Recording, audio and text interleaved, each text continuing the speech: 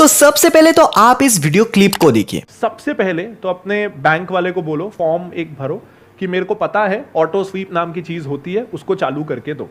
तो auto SVEEP से ये होता है कि आपको सेविंग्स अकाउंट में एफडी वाला रिटर्न मिलता है, तो आपका रिटर्न डबल हो जाता है। तो ऐसे काफी सारे बड़े बड़े क्रिएटर्स को आपने देखा होगा जो कहते हैं कि अगर आप अपने सेविंग अकाउंट पर ऑटो स्वीप फैसिलिटी को ऑन कर देंगे तो आपको अपने सेविंग्स पर ही फिक्स डिपॉजिट के समान इंटरेस्ट मिलता जाएगा। यानी कि सपोज कोई बैंक है जो हमें 3% का इंटरेस्ट रेट सेविंग अकाउंट पर देता है, एंड दूसरी तरफ आज के डेट पर एफडीज की अगर बात करें तो ऑलमोस्ट 7 से 8% का इंटरेस्ट रेट ज्यादातर बैंक हमें ऑफर भी करता है। तो ऐसे में एक कस्टमर क्या सोचता है कि चलो भैया, अगर हमें अपने सेविंग अकाउंट पर ही 7 से 8% का इंटरेस्ट मिल रहा है तो क्यों ना ऑटो स्वीप को ऑन ही कर दिया जाए। और यही पे आप फंस जाते हो, क्योंकि ऑटो स्वीप के बारे में आपको जितना भी ज्ञान दिया जाता है ना, ये सिर्फ आधा अधूरा ज्ञान ही आपके साथ बांटा जाता है। आपको ये तो बताया जाता है कि ऑटो स्वीप ऑन करने से आपको आपके सेविंग्स पर एफडी के लेवल का इंटरेस्ट मिलता है, लेकिन आपको कोई ये नहीं बताता कि ऑटो स्वीप ऑन करने से आपको कितना बड़ा बड़ा नुकसान भी झेलना पड़ सकता है। आपको कोई ये नहीं बताता कि ऑटो स्वीप फैसिलिटी आपको कब और किस सिचुएशन में ऑन करवाना चाहिए। एंड आज के इस वीडियो पे हम इसी टॉपिक के ऊपर बात करेंगे कि ऑटो स्वीप फैसिलिटी एक्चुअली में होती क्या है, किस तरह से असल में ऑटो स्वीप काम करता है, क्या ऑटो स्वीप ऑन कर देने से वाकई में आपको कोई बेनिफिट्स मिलता भी है या नहीं। साथ में हम कुछ banks like ICICI, SBI, Kotak Mahindra banks जैसे कुछ बैंक्स को लाइव एग्जांपल के तौर पर देखेंगे कि क्या वाकई में हमें ऑटो स्वीप फैसिलिटी से कोई फायदा मिलता भी है या नहीं। तो सबसे पहले हम एक बार देख लेते हैं कि ऑटो स्वीप फैसिलिटी एक्चुअली में होती क्या है। सो ऑटो स्वीप फैसिलिटी में बैंक आपको एक थ्रेशोल्ड लिमिट देता है जो कि 25,000 से लेकर 1 लाख रुपए तक का रहता है, एंड इनमें से कोई भी अमाउंट को आप अपना थ्रेशोल्ड लिमिट बना सकते हो। आप चाहो तो 25,000 का बनाओ, 50,000 का बनाओ, या फिर 1 लाख का ही क्यों ना बनाओ, ये कंप्लीटली आपके ऊपर डिपेंड करता है। एंड जब भी आपका सेविंग अकाउंट का बैलेंस आपके सेट किए गए थ्रेशोल्ड लिमिट को क्रॉस कर लेगा तो वो सरप्लस अमाउंट का ऑटोमेटिकली एक एफडी बन जाएगा। फॉर एग्जांपल मान के चलते हैं मैंने किसी XYZ बैंक में अपना सेविंग अकाउंट खोला एंड वहां पर मैंने अपना थ्रेशोल्ड लिमिट 25,000 रुपए का सेट किया, एंड मान लीजिए मेरे सेविंग अकाउंट पर भी फिलहाल 25,000 रुपए का बैलेंस है, और कल को किसी ने मेरे सेविंग अकाउंट पर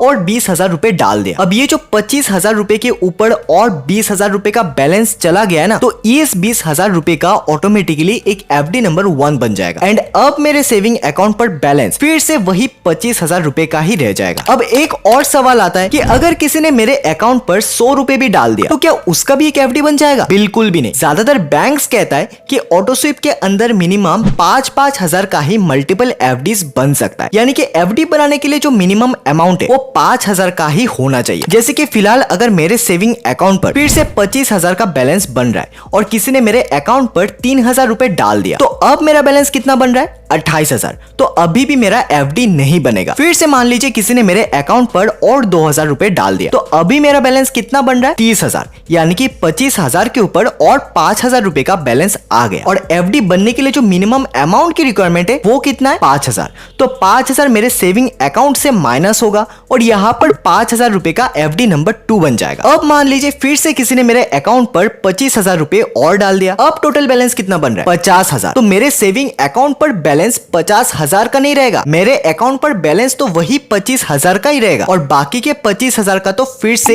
एफडी नंबर 3 बन जाएगा। अब देखिए, बैंक कहता है कि ये जो मेरे इतने सारे एफडीज बन रहा है ये इतना ज्यादा फ्लेक्सिबल है कि मुझे जब भी कोई फंड का जरूरत पड़े तो मैं आराम से इन एफडीज को तोड़ भी सकता हूं। एग्जांपल के तौर पर समझाओ तो देखिए, मेरा सेविंग अकाउंट पर टोटल बैलेंस कितना था? 25,000, एंड मुझे कहीं पे 5,000 रुपए का पेमेंट करना है। अब यहाँ पे मेरा बैलेंस 25,000 के नीचे तो जा ही नहीं सकता, क्योंकि ये तो मैंने अपना थ्रेशोल्ड लिमिट को सेट करके रखा है ना। तो इस सिचुएशन में बैंक कहता है कि ये जो मेरा लास्ट 25,000 वाला एफडी था इसमें से 5,000 रुपए कट के मेरे सेविंग अकाउंट पर आ जाएगा, और ये एफडी पूरी तरह से नहीं टूटेगा, बल्कि ये एफडी अब 20,000 रुपए का ही रह जाएगा। अब देखो, जब भी हमारे सेविंग अकाउंट के थ्रेशोल्ड लिमिट के ऊपर अमाउंट चला जाता है ना, एंड उसका एफडी बन जाता है, तो इसे हम कहते हैं स्वीप इन। एंड जब भी हमारे एफडी में से पैसा कट के सेविंग अकाउंट पर आता है तो उसे कहा जाता है स्वीप आउट या फिर रिवर्स स्वीप। अब आप सोचोगे कि फिर ऑटो स्वीप में नुकसान ही क्या है? ये तो बहुत अच्छी बात है ना, क्योंकि इसमें मेरे सेविंग अकाउंट में पड़ा हुआ पैसा ऑटोमेटिकली जाके एफडीज बना रहा है और कभी पैसों की जरूरत भी पड़ जाए तो मुझे ये पैसे वापस भी मिल रहा है। और जितना दिन एफडी में ये पैसा पड़ा रहेगा उतना दिन का तो मुझे कम से कम एफडी वाला 7 से 8% का इंटरेस्ट भी मिल रहा है ना। ऑब्वियसली सबको यही चीज लगता है और बैंक वाले भी आपको यही बताएंगे कि आप हमारे साथ अपना सेविंग अकाउंट बनवा लो, हम आपको आप ही के सेविंग अकाउंट पर एफडी वाला इंटरेस्ट देंगे। लेकिन फिर भी वो लोग आपको ऑटो स्वीप की सच्चाई नहीं बताएंगे, क्योंकि ऑटो स्वीप बैंक्स के लिए बस एक स्ट्रेटेजी है जिससे कि वो ज्यादा से ज्यादा कस्टमर्स को अट्रैक्ट कर सके एंड अपने बैंक में ज्यादा से ज्यादा सेविंग अकाउंट्स खुलवा सके। लेकिन अभी जब आपको ऑटो स्वीप की एक्चुअल सच्चाई पता चलेगा ना तो भाई साहब आपको समझ आएगा कि 7 से 8% की इंटरेस्ट तो छोड़िए, आपको कई बार सेविंग अकाउंट का 3% वाला इंटरेस्ट भी देखने को नहीं मिलेगा। अब आप बोलोगे कि ये कौन सा झोल है? तो इस झोल को समझने के लिए आपको सबसे पहले ये समझना होगा कि नॉर्मली बैंक्स में एफडीज पे इंटरेस्ट कैलकुलेट कैसे होता है। तो बैंक्स में एफडीज पे इंटरेस्ट टेन्योर के हिसाब से मिलता है, यानी कि बैंक कहता है कि अगर आप मेरे पास सपोज 7 से 15 दिन के लिए अगर एफडी करवाते हो तो मैं आपको दूंगा 3% का इंटरेस्ट। ठीक इसी तरह अगर आप मेरे पास 15 दिन से 60 दिन के लिए एफडी करवाते हो तो मैं आपको दूंगा 4% का इंटरेस्ट। अगर आप मेरे पास 60 दिन से लेकर 6 महीने के लिए एफडी करवाते हो तो मैं दूंगा आपको 6% का इंटरेस्ट। और अगर आप मेरे पास 6 महीने से लेकर 1 साल के लिए एफडी करवाते हो तब मैं आपको दूंगा 7% का इंटरेस्ट। अब मान के चलो कि मैंने बैंक में 1 साल के लिए 1 लाख रुपए का एफडी करवा लिया। अब नियम के अनुसार तो मुझे 7% का इंटरेस्ट ही मिलना चाहिए ना, लेकिन मान के चलिए मैंने उस एफडी को 5 महीने के बाद ही तोड़ दिया। अब बैंक मुझे क्या कहेगा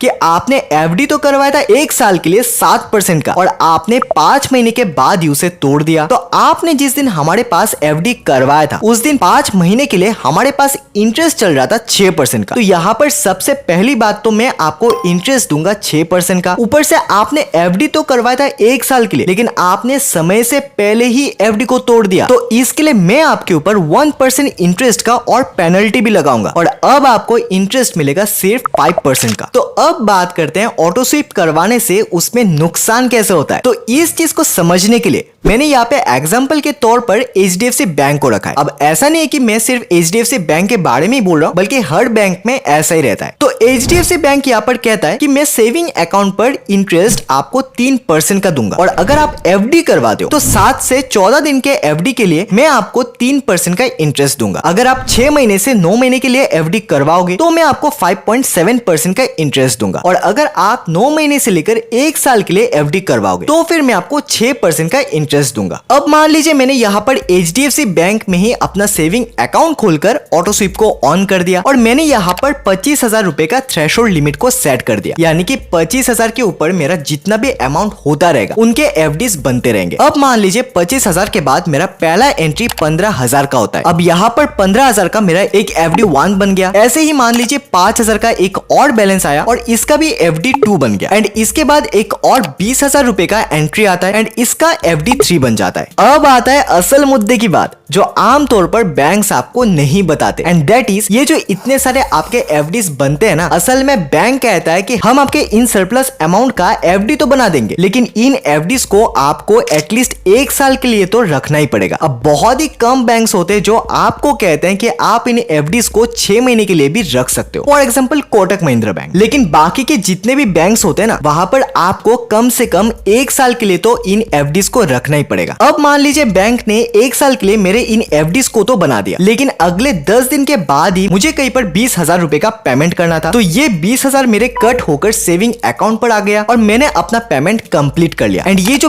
20,000 रुपए का एफडी नंबर 3 है अब ये मेरा टूट गया। अब ये एफडी तो बना था मेरा 1 साल का और बैंक ने बोला था आप 1 साल का इसका एफडी करवा लो तो आपको 6% का इंटरेस्ट मिलेगा। अब मैंने तो इस एफडी को 10 दिन के बाद ही तोड़ दिया ना, तो अब 10 दिन के हिसाब से मुझे कितना इंटरेस्ट मिलेगा? सिर्फ 3%। ऊपर से मेरा 1 साल का एफडी था और उसे मैंने टाइम के पहले ही तोड़ दिया तो उस पर मुझे लगेगा और 1% का पेनल्टी। तो अब आप देखो मुझे कितना इंटरेस्ट मिल रहा है, सिर्फ 2% का। इससे तो बेटर होता ना कि मैं ऑटो स्वीप को ऑन ना करके नॉर्मली इन पैसों को सेविंग अकाउंट पर ही रखता। एटलीस्ट मुझे 3% का तो इंटरेस्ट मिलता ना। तो ये होता है असल जो ऑटो स्वीप फैसिलिटी के पीछे छुपा रहता है। अब देखो, अगर आपके पास कुछ एक्स्ट्रा सेविंग्स पड़ा हुआ है ना, तो आप उसके लिए ऑटो स्वीप के चक्कर में मत पड़ो। आप डायरेक्टली उस अमाउंट का नॉर्मली एक एफडी करवा सकते हो। अगर आपको आइडिया नहीं है कि फिलहाल कौन से बैंक में आपको एफडीज में मैक्सिमम इंटरेस्ट मिल रहा है, तो आप मेरे इस वीडियो को जाकर देख सकते हो। एंड अगर आपको सेविंग अकाउंट पर ही मैक्सिमम इंटरेस्ट चाहिए, देन आप मेरे